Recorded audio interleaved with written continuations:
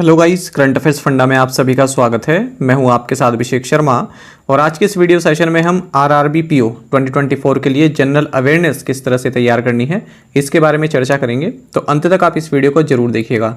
सबसे पहले मैं आपको बता देता हूँ कि किन किन विषय पर हम बात करने वाले हैं। देखिए, सबसे पहले हम देखेंगे पिछले 3 साल में जो भी क्वेश्चंस पूछे गए हैं आरआरबी पीओ एग्जाम्स में जनरल अवेयरनेस के, उनके बारे में डिस्कशन करेंगे।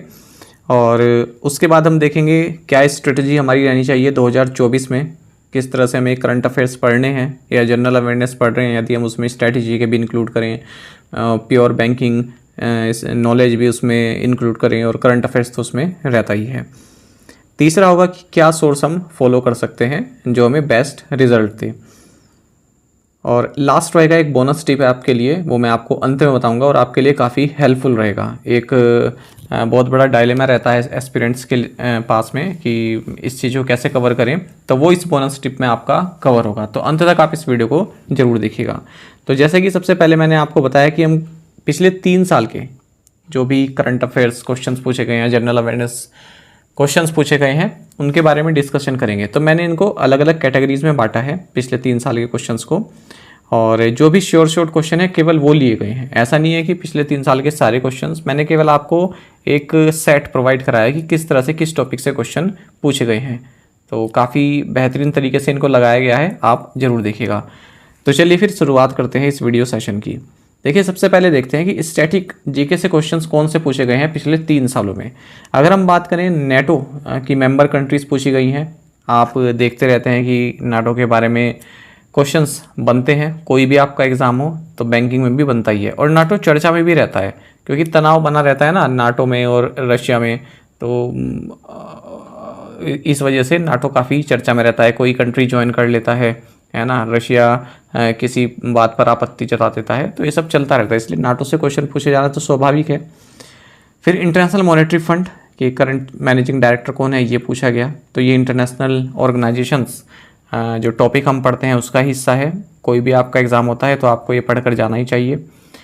इन्फोसिस के सीईओ, तो ये भी एक टॉपिक है। अब देखिए, जो भारत में मेन टेक्नोलॉजी कंपनी है या फिर ई कॉमर्स कंपनी है, उनके सीईओ कौन है ये आपको मालूम होना चाहिए।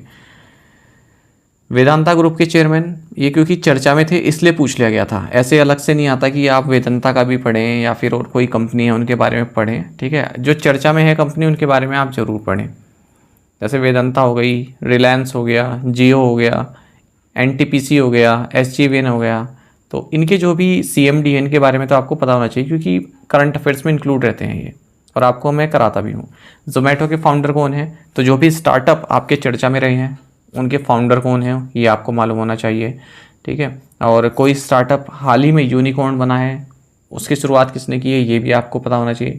तो जो जोमेटो है, स्विगी है, फ्लिपकार्ट, अमेजोन, ये चर्चा में रहते हैं, इनके फाउंडर और करंट सीईओ आपको मालूम होने चाहिए। अच्छा, फिर एक क्वेश्चन पूछा गया था, इंटरनेशनल कंपनीज दे दी थी। आप सभी जानते हैं कि इंडियन ओरिजिन सीईओ काफ़ी सारी मल्टीनेशनल कंपनीज़ के हैं, ठीक है। तो लिस्ट दे दी थी, उसमें आपको मैच द फॉलोइंग या फिर इस तरह से क्वेश्चन बताना था। गवर्नर जनरल पर क्वेश्चन आया था भारत के, तो ये चीज़ ऐसी है जो आप छोड़ सकते हैं, ठीक है। अब एक क्वेश्चन के चक्कर में अगर आप इस तरह से चीज़ें पढ़ने लग जाएं तो वो जो है बैकफायर कर सकती है। तो गवर्नर जनरल से क्वेश्चन पूछा गया, इसको स्किप करो और आगे बढ़ो। नोबेल प्राइज़ अवार्ड कैटेगरी से क्वेश्चन पूछा गया था कि कौन सी कैटेगरी होती है, इसमें अलग अलग कैटेगरीज होती है ना, तो उनमें से एक कैटेगरी पूछी थी कि कौन सी इनमें से कैटेगरी है जो नोबेल प्राइज़ जिसमें दिया जाता है। बेसिक सा क्वेश्चन है। यूनाइटेड नेशन सेक्रेटरी जनरल, ये तो सबसे ईजीएस्ट क्वेश्चन पूछ ले स्ट्रेटेजी के में। लार्जेस्ट प्रोड्यूसर ऑफ वीट, ठीक है, ये ऐसी चीज़ है जो पीसीएस एग्जाम में ज़्यादा पूछी जाती है, एसएससी में भी इतना नहीं पूछा जाता, और बैंकिंग में अगर इसको पूछा गया है तो एक तरह का आप एक्सेप्शन नहीं माने कि पूछ लिया गया है, अब अगली बार कब पूछा जाएगा पता नहीं। तो इसकी लिस्ट मैं आपको टेलीग्राम चैनल पर प्रोवाइड करा दूँ और एक वीडियो भी बना दूंगा कौन लार्जेस्ट प्रोड्यूसर हैं ग्लोबली भी और इंडिया में भी। नेक्स्ट है हाईएस्ट रेनफॉल प्लेस इंडिया में क्या है, ये भी आपको मालूम होना चाहिए, इसके बारे में क्वेश्चन पूछा है। तो ये स्ट्रेटेजी के है, स्टैटिक में भी इतना टफ नहीं पूछा गया। अगर आप देखें कि नेटो मेंबर कंट्रीज़ और ये इंटरनेशनल मॉनेटरी फंड, हो सकता है अगली बार आपसे ILO पूछ ले, ठीक है, और इंटर जो लेबर ऑर्गेनाइजेशन है, और WHO पूछ ले। फिर पूछा था कि इंटरनेशनल फुटबॉल टीम निकनेम अजूरी किस इंटरनेशनल फुटबॉल टीम का जो है निकनेम है, ये पूछ ले जाते हैं। अब आप कई बार देखते हैं फुटबॉल के इवेंट बहुत सारे होते रहते हैं, ठीक है। तो मान लीजिए हाल ही में आपका एग्ज़ाम, उससे 3-4 महीने पहले आपने कोई इवेंट देखा जिसमें जो है मैनचेस्टर यूनाइटेड ने या फिर मैनचेस्टर सिटी ने कोई टूर्नामेंट जीता है, तो आप उनके निकनेम देख सकते हैं कि क्या है। या फिर कोई पेरिस सेंट जर्मन ने कोई टाइटल जीता है तो उसका निकनेम आप देख सकते हैं। ठीक है। यदि कोई नेशनल इवेंट हो रहा है, उसमें इटली ने कोई जीता है या फिर इंग्लैंड टीम ने कोई जीता है, तो वहाँ से क्वेश्चन बनते हैं। तो आप ये बात जानिएगा कि जो ये फुटबॉल इवेंट होते हैं ना, यहाँ से क्वेश्चन पूछे जाते हैं। मैं आपको डेली करंट अफेयर्स क्लास में भी बताता हूँ कई बार कि ये वाले आपको पढ़ने ज़रूरी हैं, फुटबॉल से संबंधित क्वेश्चन। ठीक है। अब देखिए क्रिकेट वर्ल्ड कप है, तो इसमें जैसे जो नई नई टीम्स हैं उनके निकनेम आपको मालूम होने चाहिए। जैसे मान लीजिए युगांडा है, ठीक है, या फिर केन्या है, या फिर नेपाल है। ठीक है, नेपाल है। इनके निकनेम आपको मालूम होने चाहिए, इनकी क्रिकेट टीम के निकनेम क्या हैं। तो ये भी आपसे क्वेश्चन में पूछे जा सकते हैं। यूएसए है, तो ये जो भी टीम है, कनाडा है, इनके निकनेम भी आपको मालूम होने चाहिए। ये काम आप कर सकते हैं। Maximum time allotted for RTI response, RTI का जवाब आपके पास कितने दिन में आता है। ठीक है, मैक्सिमम डेज में, तो वो आपको बताना था। इसमें बेसिक क्वेश्चन है। स्टैचू ऑफ यूनिटी किस डिस्ट्रिक्ट में है, गुजरात के। ठीक है, तो काफ़ी फेमस जगह हो गई स्टैचू ऑफ यूनिटी, पर हम क्या पढ़ते हैं, स्टेट पढ़ लेते हैं केवल कि गुजरात में है। ठीक है, पर किस डिस्ट्रिक्ट में है ये भी आपको पता होना चाहिए। जैसे करतारपुर साहिब है ना, तो वो सबको पता था कि कहाँ पर है, पर किस डिस्ट्रिक्ट में ये नहीं पता था। और कई बार 2-3 एग्जाम में मैंने देखा कि उसका भी डिस्ट्रिक्ट में पूछा गया था। ठीक है, जब वो इनोग्रेट हुआ था उसके बाद। तो कोई इस तरह का कोई स्टैचू है या फिर कोई मोन्यूमेंट जो काफ़ी फेमस है, वो आपको पता होना चाहिए कि उस राज्य के किस डिस्ट्रिक्ट में भी है। तो ये मैं आपको इसलिए बता रहा हूँ, आप इनको याद रखना। जो जब आपका एग्ज़ाम होगा तो उससे 3-4 महीने पहले जो भी कोई इस तरह का चर्चा में रहा हो कोई मोन्यूमेंट, तो आपको पता होना चाहिए उस किस राज्य के जो है ज़िले में है वो। अब देखिए फिर उसके बाद ये मैंने आपको स्ट्रेटजी का बता दिया मोटा मोटा कि किस तरह से पिछले 3 सालों में स्ट्रेटजी के क्वेश्चन पूछे गए हैं। अच्छा, फिर अब देखिए फुल फॉर्म कौन कौन से क्वेश्चन पूछे गए। फुल फॉर्म से भी क्वेश्चन आते हैं। PACS, अगर आप बैंकिंग के एस्पिरेंट है तो आपको ये तो मालूम ही होता है कि primary agriculture cooperative credit societies का मतलब होता है। ESG काफ़ी चर्चा में रहता है, करंट अफेयर्स में भी। इन्वायरमेंटल सोशल एंड गवर्नेंस का आंसर होता है। ICCW, interoperable cardless cash withdrawal, ये एक्चुअली इस वक्त टर्म जो है ना करंट अफेयर्स में था। तो जैसे हम करंट अफेयर्स पढ़ते हैं ना, उसका एक्सप्लेनेशन पढ़ते हैं, तो वहाँ पर था। तो जो एस्पिरेंट्स बिल्कुल ध्यान से पढ़ते हैं, जिन्होंने ये नहीं छोड़ा होगा कि हाँ अरे यार ये क्या पूछा जाएगा, तो वो लोग कर चुके होंगे इसको। तो करंट अफेयर्स में था ये, आपको अलग से पढ़ने की जरूरत नहीं थी, हमने भी इसको कवर किया था। फिर रफ्तार से पूछा था कि एक सेंट्रल स्पॉन्सर्ड एक स्कीम है, तो इसमें R का मतलब क्या है ये पूछा था। ठीक है, तो पहले वाला जो R है उसका मतलब रिम्यूनरेटिव है, और लास्ट वाले का रिजुनेशन है। तो इनमें से किसी R का पूछा था, लास्ट वाले का पूछा था, है ना, रिजुनेशन इसका आंसर था। फिर देखिए स्कीम से क्वेश्चन, अगर हम देखें स्कीम से क्वेश्चन पूछे गए थे। गोवर्धन से क्वेश्चन पूछा गया था आपका, गोवर्धन स्कीम। और उसके बाद अगर हम देखें मिनिस्ट्री ऑफ फाइनेंस से रिलेटेड एक क्वेश्चन पूछा गया था, स्कीम का ही था। महिला सम्मान सेविंग सर्टिफिकेट संबंधित क्वेश्चन पूछा गया था। और रूरल पोस्टल लाइफ इंश्योरेंस किस डिपार्टमेंट ने लॉन्च किया है पूछा गया था। PM विश्वकर्मा योजना से क्वेश्चन पूछा गया, जब ये लॉन्च हुई थी तब तो कई एग्जाम में पूछा गया इससे क्वेश्चन। और फिर उसके बाद प्रधानमंत्री जीवन ज्योति बीमा योजना के प्रीमियम से संबंधित क्वेश्चन पूछा गया। डोनेट अ पेंशन स्कीम से संबंधित क्वेश्चन पूछा गया। देखिए आज भी ट्रेंड ये है ना कि क्वेश्चन कोई सेट हो रहा है ना, तो 2015 से लेकर 2018 तक जो स्कीम्स सेंट्रल गवर्नमेंट ने लॉन्च की है, आज भी इनका जो है दबदबा रहता है एग्ज़ाम में। ठीक है, तो आपको जो है इनका लॉन्च ईयर, क्या लॉन्च ईयर है ये आपको पता होना ही चाहिए। साथ साथ उसके 3-4 जो मोटे मोटे बेसिक जो फीचर हैं वो आपको मालूम होने चाहिए। तो ये आप काम अभी से करोगे तभी आप तैयार हो पाओगे अपने जनरल अवेयरनेस सेक्शन के लिए, जब इसका मेंस एग्जाम होगा। ठीक है, जो मैं आपको बता रहा हूँ हर चीज़ नोट करते चलो। फिर 2017 में कौन सी स्कीम लॉन्च की गई थी स्पोर्ट्स को भारत में जो है आगे ले जाने के लिए। ठीक है, खेलो इंडिया वगैरह इसका आंसर था, तो वो पूछा गया था, तो ये आपको मालूम होना चाहिए था। नाम को कौन सी एजेंसी इंप्लीमेंट कर रही है पूछा था। फिर अब देखते हैं सबसे मेन पार्ट जो है आपका करंट अफेयर्स क्वेश्चन का। सबसे ज़्यादा क्वेश्चन जो है करंट अफेयर्स से ही पूछे गए। ठीक है। अब ये मैंने आपको अलग अलग बता दी, स्कीम से, एब्रीविएशन से, स्टैटिक से। अब आप करंट अफेयर्स देखिए। मैं तो आपको ये कहूँगा कि अगर आप करंट अफेयर्स ही केवल पढ़ेंगे तब भी आप इतना स्कोर कर जाएंगे कि आपका जो है सिलेक्शन में उससे काम चल जाए, ठीक है, सिलेक्शन आपका रुक ना सके। हालांकि बाकी में भी आपको करना होगा जो अदर सब्जेक्ट्स हैं, पर जनरल अवेयरनेस में अगर आप केवल करंट अफेयर्स ही अच्छे से पढ़ लेंगे, इतना कॉन्फिडेंस आप में आ जाए कि करंट अफेयर्स मैंने कर लिए हैं और यहाँ से कोई भी क्वेश्चन आए मैं छोड़ूंगा नहीं, है ना। छोड़ूंगा नहीं मतलब यदि आपको पता होगा तभी नहीं आप छोड़ पाएंगे उसको, ठीक है। बाकी उसके बाद फिर आप जब करंट अफेयर्स के सारे क्वेश्चन लगा लो, आपको लगेगा कि यार तब आपके जो गैस वर्क है वो भी कम होता है उससे, क्योंकि अगर आप करंट अफेयर्स नहीं कर पा रहे हैं तब आप सोचते हैं कि स्ट्रेटजी के मैं कुछ गैस वर्क कर लूँ, वहाँ पर रॉन्ग हो जाते हैं। तो देखिए यहाँ पर क्वेश्चन कई तरह से पूछे गए, जैसे पेटीएम के साथ किस कंपनी ने पार्टनरशिप की है रुपए क्रेडिट कार्ड के लिए, और स्पेस मिशन से संबंधित क्वेश्चन पूछा गया था। साइंस एंड टेक से क्वेश्चन आता है, स्पेस से क्वेश्चन आएगा ही आएगा आपके एग्जाम में। और फिर central bank digital currency, RBI किसी तरह का इनिशिएटिव लेती है, उसमें कौन से बैंक इंक्लूड है कौन सा नहीं है, ये पूछा जाता है।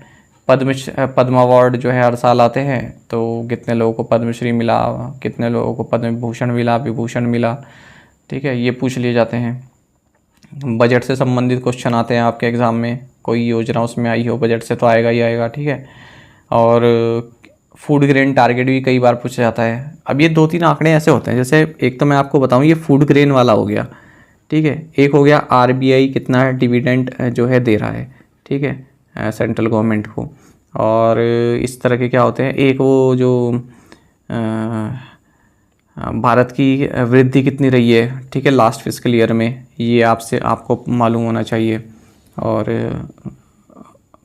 गोल्ड रिज़र्व में जो है हमारी रैंक क्या है, या फिर हम सबसे ज़्यादा गोल्ड किससे इंपोर्ट करते हैं, किस देश से, इस तरह के आंकड़े आपको मालूम होने चाहिए। फिर ये भी एक टाई अप से संबंधित क्वेश्चन था। आगे देखिए, चेयरमैन किसे नियुक्त किया गया है रिलायंस जियो इन्फोकॉम के बोर्ड ऑफ डायरेक्टर्स में, ठीक है, ये पूछा गया था। करंट अफेयर है सब।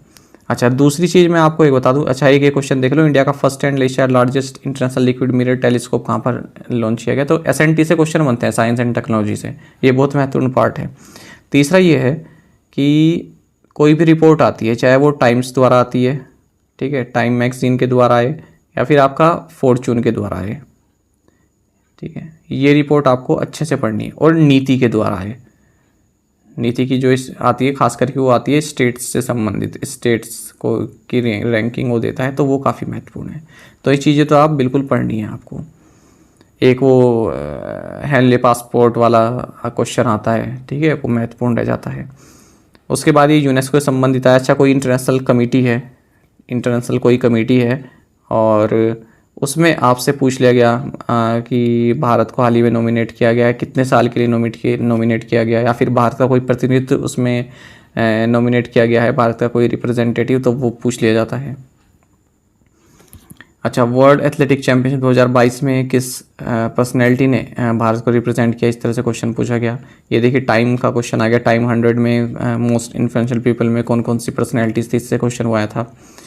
अच्छा, एयरपोर्ट से भी क्वेश्चन आते हैं, कोई नया एयरपोर्ट जो है ओपन हुआ वो काफ़ी चर्चा में रहा हो, वहाँ से क्वेश्चन पूछ लेते हैं। किसी और पोर्ट पर फाइन लगाया हुआ हो भारत में, वो पूछ लेते हैं कि फ़ाइन लगाया गया है, क्या कारण रहा, या फिर कितने रुपए का फ़ाइन लगा। अच्छा, इंडिया का first and largest semiconductor fabrication plant कहाँ लोकेट है, ये पूछा गया। तो ये करंट अफेयर्स में उस वक्त पूछा गया था जब ये क्वेश्चन पूछा गया था। तो भारत में कोई भी मान लीजिए एनटीपीसी कुछ कोई प्लांट लॉन्च कर रहा है, या फिर अडानी कोई प्लांट लॉन्च कर रहा है, ठीक है, और वो लार्जेस्ट हो या फिर सेकंड लार्जेस्ट, तो इस तरह के क्वेश्चन भी पूछे जाते हैं। ये मैं आपको इसलिए बता रहा हूँ, जब आप पिछले 3-4 महीने क्वेश्चन पढ़ेंगे अपने एग्ज़ाम से पहले के, तो उनमें इन चीज़ों का आपको ध्यान रखना है कि मैंने आपको वीडियो में क्या क्या बताया था। साइक्लोन से क्वेश्चन पूछा जाता है, ठीक है, और फिर ये पूछा गया था कि जेट एयरवेज के नए प्रमोटर्स कौन है। अच्छा, एक मिनिस्ट्री ऑफ एक्सटर्नल अफेयर्स है, उससे संबंधित भी क्वेश्चन पूछे जाते हैं, जैसे कौन सी मीटिंग हुई थी भारत और बांग्लादेश के बीच में, कहाँ पर हुई। और अच्छा, एक चीज़ ये रहती है कि इंडियन वुमेन, अगर इंडियन वुमेन कोई किसी तरह का कीर्तिमान जो है प्राप्त करती है इंडियन वुमेन, तो ये भी आपको मालूम होना चाहिए, वो क्वेश्चन ज़रूर आता है एग्ज़ाम में। और ये आपको ये पता नहीं किस स्टेट से हैं वो, मान लीजिए कोई माउंटेनियर है या फिर इंडियन आर्मी से संबंधित है, तो ये भी आपको मालूम होना चाहिए। किस राज्य से हैं वो। दूसरी बात यह है कि पीएम द्वारा, हमारे देश के पीएम द्वारा कोई भी प्रोजेक्ट इनोग्रेट किया है वो तो अपने आप में महत्वपूर्ण बन जाता है। अच्छा, ये एमएसएमई से क्वेश्चन पूछा गया था। फिर मॉडल रेंटल एक्ट से संबंधित क्वेश्चन पूछा गया था, नया नियम क्या है। और पब्लिक सेक्टर बैंक से नेट प्रॉफिट पूछा गया था, ये भी पूछ लेते हैं इस तरह क्वेश्चन। घाटा पूछ लेते हैं, प्रॉफिट पूछ लेते हैं। और ये आ गया आपका डेज एंड थीम वाला, तो डेज पूछ लिया था, नेशनल डॉक्टर्स डे हम किस पर्सनैलिटी को जो है ट्रिब्यूट के रूप में मनाते हैं। अच्छा, ये एयरपोर्ट वाले क्वेश्चन जरूर आते हैं, याद रखिएगा आप। फिर ये फॉर्चून मैगजीन द्वारा जो है वर्ल्ड 50 ग्रेटेस्ट लीडर्स लिस्ट पूछी थी। फिर ये G7 से संबंधित क्वेश्चन आया था। फिर जेट एयरवेज से संबंधित क्वेश्चन आया था। और इंडिया की रैंक, ये रैंक एंड इंडेक्स महत्वपूर्ण रहता है। रैंक एंड इंडेक्स में भारत की रैंक क्या है और टॉप 5 क्या है।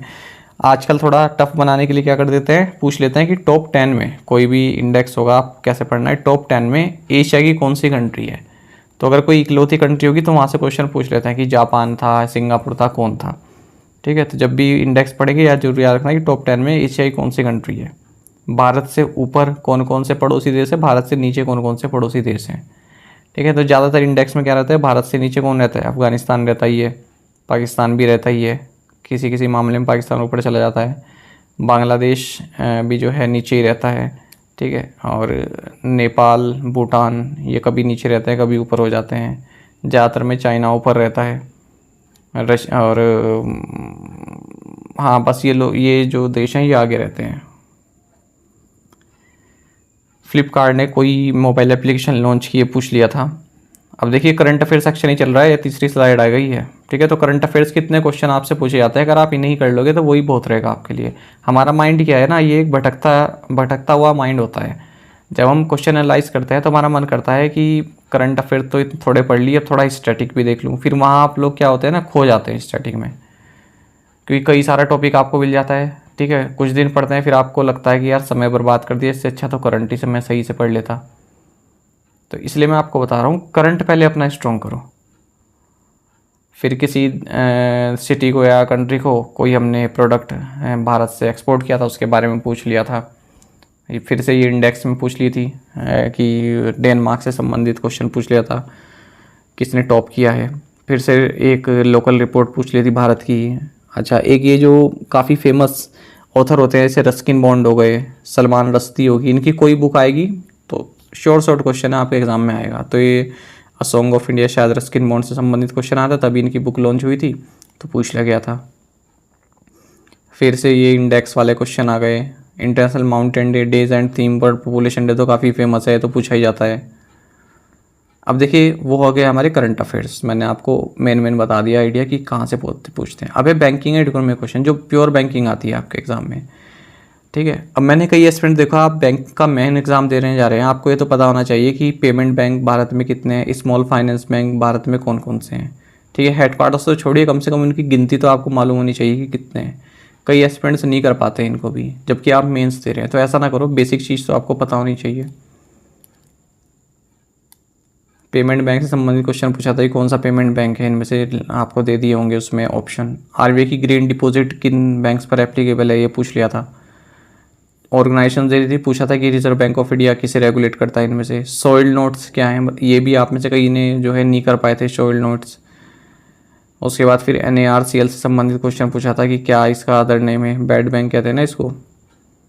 ATM से संबंधित क्वेश्चन पूछ लिया था, और चेक से संबंधित क्वेश्चन पूछा। तो बेसिक बैंकिंग है, तो आपको पढ़नी ही पड़ेगी, और एक बार पढ़ लेंगे तब आपको जो भी क्वेश्चन आएगा वो लेगा। ये तो काफ़ी सिंपल है, क्योंकि क्वेश्चन सिंपल बनता है, पर हम पढ़ते ही ना बेसिक बैंकिंग, इसलिए टफ बन जाता है। IBBC से क्वेश्चन पूछा था। अब देखिए स्ट्रेटजी क्या रहेगी 2024 के लिए, मैं आपको बताने वाला हूँ। सबसे महत्वपूर्ण पार्ट है इस वीडियो का।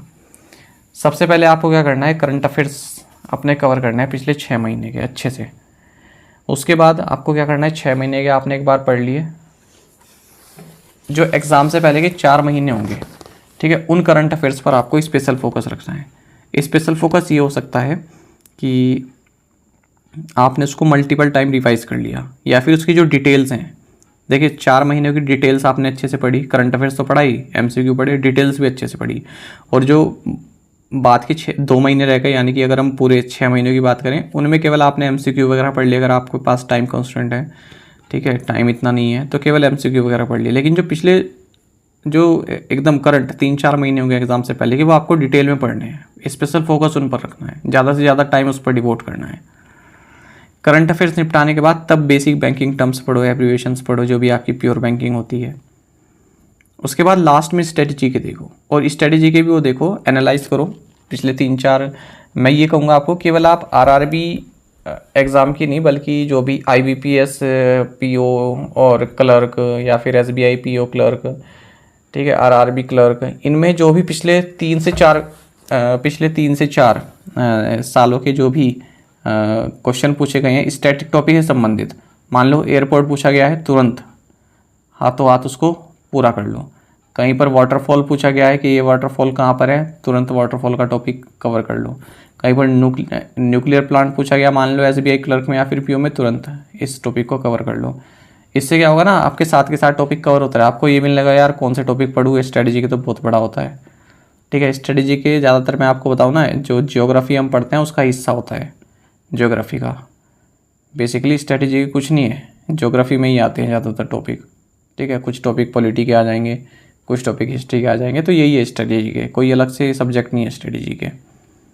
बल्कि मैं तो रिकमेंड भी करता हूँ कई बैंकिंग एक्सपीरियंट को, जो मेरे से टेलीग्राम पर पूछते हैं, उन्हें मैं बताता भी हूँ कि भाई अगर तुम तैयारी कर रहे हो किसी भी एग्ज़ाम की, तो एक बार क्या करो, जो लूसेंट है, लूसेंट जो बुक आती है ना जनरल अवेयरनेस की, उसका बस ज्योग्राफी सेक्शन पढ़ लो, भले ही आप बैंकिंग के हो, ज्योग्राफी सेक्शन उसका पढ़ लो। ज्योग्राफी में भी जो वो पिंक कलर की टेबल दे के रखते हैं ना, केवल वो पढ़ लो, और आप देखना कि इसका बेनिफिट आपको बैंकिंग एग्जाम में भी मिलेगा। वो जो 1-1, 2-2 क्वेश्चन आ जाते हैं ना, जिसमें आप आगे भी निकल सकते हो और पीछे भी रह सकते हो, वो आपको यहाँ से कवर हो जाएंगे,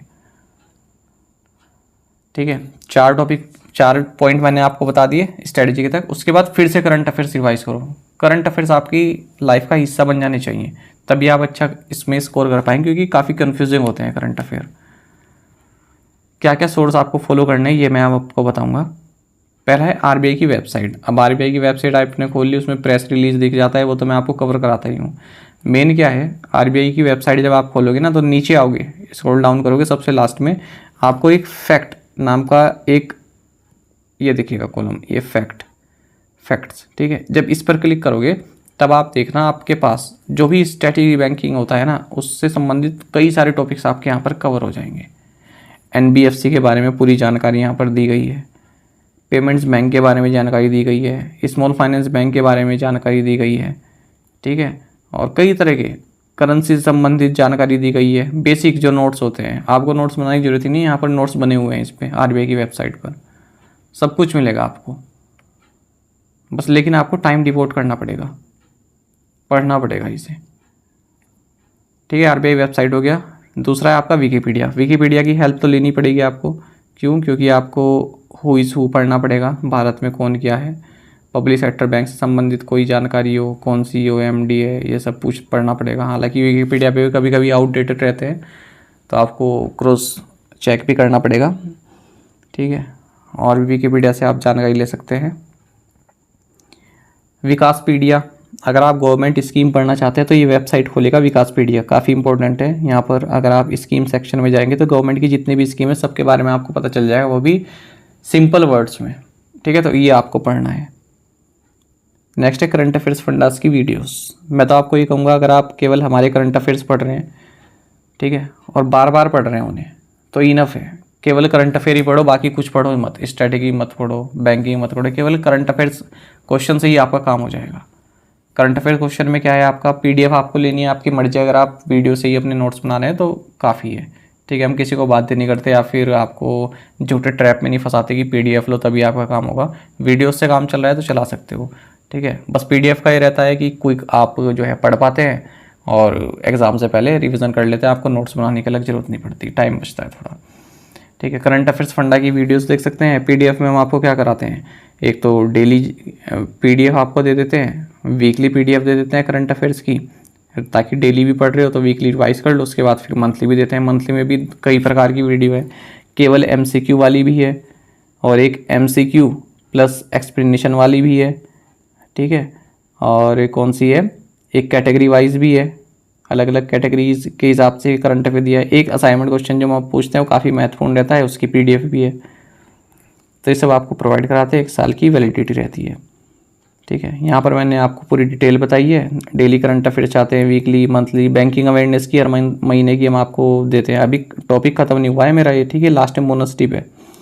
बैंकिंग अवेयरनेस की हर मंथ की हम आपको PDF प्रोवाइड कराते हैं। स्ट्रेटेजी के तो हो ही गया जो असाइनमेंट क्वेश्चन होता है, और साथ ही जो हमारी ऐप है इसमें आपको फ्री क्विज़ भी अब मिल जाते हैं, ठीक है। इन क्विज़ को आप अटैम्प्ट करो।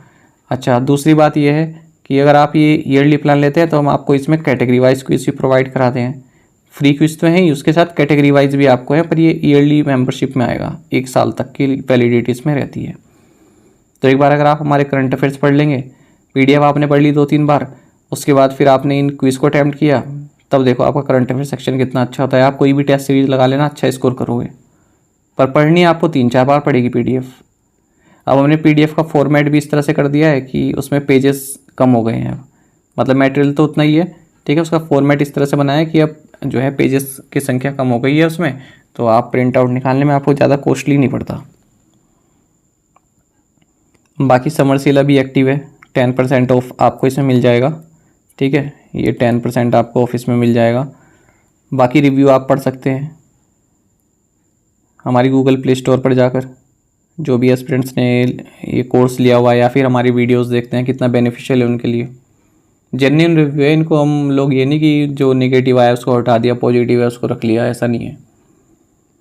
लिंक क्या है आपके वीडियो के डिस्क्रिप्शन में दिया हुआ है, उस पर क्लिक करके आप ये कोर्स ले सकते हैं, ठीक है। अब देखो कोर्स की जो कॉस्ट है ना वो भी मिनिमम रखी गई है। तो अगर आप मेरी डेली की करंट अफेयर्स वीडियोस देखेंगे तो आपको अपने आप लगेगा कि एक बार ट्राई तो देना चाहिए। देखिए आपके कैरियर की बात है, अगर आप मनी को आगे रखोगे और कैरियर को पीछे रखोगे तो काम नहीं बन पाएगा, ठीक है। अगर आपको लग रहा है, कुछ एस्पिरेंट्स पता क्या होते हैं, उन्हें वो वीडियोस देख रहे हैं, उन्हें अच्छी लग रही है वीडियोस हो रही है, पर उनके अंदर एक भय हो जाता है कि यार कोर्स तो ले लिया, ठीक है, पसंद नहीं आया तो। अरे जब आपको वीडियो अच्छी लग रही है तो आप एक बार कोर्स लेके तो देखो, छोटी सी इन्वेस्टमेंट ही तो करनी है। ये सोचो कि चलो अगर आपको पसंद नहीं आया, ठीक है, आपने थोड़ा लॉस आपका हो गया, पर अगर आपको पसंद आ गया तब तो आपका कैरियर बन गया ना। आपकी तो करंट अफेयर्स की जो प्रॉब्लम थी वही दूर हो गई, है ना। बाकी में आप अच्छा कर रहे थे, क्वांट में अच्छा कर रहे थे, रीजनिंग में अच्छा कर रहे थे, इंग्लिश में अच्छा कर रहे थे, ठीक है। अब आपने जो है जब हम फॉलो करना शुरू किया हमें, उसके बाद आप करंट अफेयर्स में भी अच्छा करने लगे, आपका तो कैरियर बन गया, ठीक है। तो ये मैं आपको जेन्युइन बातें बता रहा हूँ जो माइंड में चलती रहती हैं। कभी कभी मनी को पीछे छोड़ो और आपको जो सोर्स अच्छा लग रहा है, ये मैं हर सब्जेक्ट के लिए कह रहा हूँ, जहाँ भी आपको अच्छा लगता है ना उसको ट्राई करके देख लो। मेरे पास काफ़ी सारी बुक्स हैं, क्योंकि मुझे जो बुक अच्छी लगती है मैं यूट्यूब पर देख लेता हूँ उसका रिव्यू वगैरह, या फिर अमेज़ोन पर देख लिया तो मैं उसको मंगा लेता हूँ। मेरे पास खूब सारी बुक्स हैं, तो मैंने कभी कमी नहीं छोड़ी कोई बुक पढ़ने के लिए जो मुझे अच्छी लगी, मैंने उसको मंगा ली। कभी ये नहीं सोचा कि यार महंगी है या सस्ती है, अच्छी लगी तो मंगा ली, पढ़ ली, सेटिस्फेक्शन रहता है, ठीक है। अब मैं आपको बोनस टिप्स की बात कर रहा था। बोनस टिप्स ये है आपके लिए कि स्ट्रेटजी की काफ़ी आपको दिक्कत लगती है, कई बार एस्पिरेंट मैसेज भी करते हैं हमें टेलीग्राम पर। तो स्ट्रेटजी की सीरीज़ मैंने आपके लिए शुरू की हुई है। न्यूक्लियर पावर रिएक्टर आपको मैंने पढ़ा दिए हैं, वाटरफॉल्स आपको मैंने पढ़ा दिए हैं, सेंसस 2011 के बारे में कंप्लीट मैंने आपको पढ़ा दिया है, और आर्टिकल्स के बारे में मैंने आपको पढ़ा दिया, इंडियन पॉलिटी का जो हिस्सा है, ठीक है। इन सब की PDF आपको टेलीग्राम पर मिल जाएगी और ये लिस्ट अब चलती रहेगी, ठीक है। जितने भी इंपॉर्टेंट स्ट्रेटेजी के, जैसे एयरपोर्ट हो गया, टाइगर रिजर्व हो गया, और बायोस्फीयर रिजर्व हो गया, नेशनल पार्क्स हो गया, सब कवर होंगे और सबकी अलग अलग PDF बनेगी, टेलीग्राम चैनल पर आपको प्रोवाइड करा देंगे, ठीक है। तो टेलीग्राम चैनल आप ज्वाइन कर लेना, करंट अफेयर्स फंडा सर्च करोगे तो टेलीग्राम चैनल आपको मिल जाएगा। तो यहाँ की तो मैंने आपकी जो है हेडेक थी वो ख़त्म ही कर दिया ऑलमोस्ट, स्ट्रेटजी के यहाँ से पढ़ लेना। दूसरा मैंने आपको जो बताया है कि जो लूसेंट ज्योग्राफी आती है उसकी जो टेबल है ना वो आप ज़रूर पढ़ लिया करो, पिंक वाली जो टेबल है ज्योग्राफी सेक्शन में, इससे काफ़ी आपके लिए बेनिफिशियल रहेगी, ठीक है। और कोई डाउट होगा तो बताना, और ये आपको कुछ सीखने के लिए मिला है तो आप कमेंट बॉक्स में ज़रूर बताइएगा, कुछ आपका माइंड ओपन हुआ हो कि हाँ इस तरह से तो ये तैयारी करनी पड़ेगी, हो सकता है हो जाए, तो ज़रूर बताइएगा। ये वीडियो आपको कैसी लगी, क्योंकि काफ़ी एनालिसिस के बाद मैंने ये वीडियो बनाई है, ठीक है। तो कमेंट जरूर कीजिएगा। साथ ही आप हमें टेलीग्राम पर ज्वाइन कर लीजिए, करंट अफेयर्स फंडा नाम से हमारा टेलीग्राम चैनल है। डेली वीडियोस के लिंक आपको यहाँ पर मिल जाएंगे, और इमेज में आपको न्यूज़ हम यहाँ पर शेयर करते रहते हैं, ताकि इजीली आपको जो है न्यूज़ के बारे में पता चलता रहे, क्या चल रहा है, कोई इवेंट क्या चल रहा है, कोई फॉर्म आता है उसके बारे में बता देते हैं, कोई एडवर्टीजमेंट आता है जॉब से संबंधित वो बता देते हैं, किसी दिन क्लास नहीं होती वो भी आपको यहाँ पर पता चल जाएगी, ठीक है। तो कैसी लगी आपको ये क्लास ज़रूर बताइएगा। Thank you guys.